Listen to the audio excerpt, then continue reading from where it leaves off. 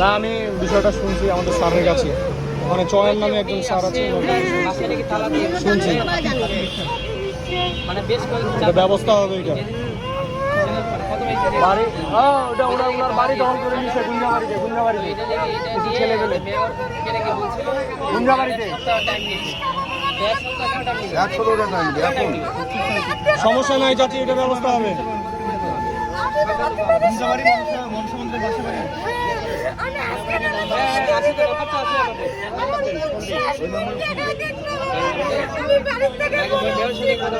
Direct মেয়রের সাথে direct মেয়রের সাথে আর সেনাবাহিনী।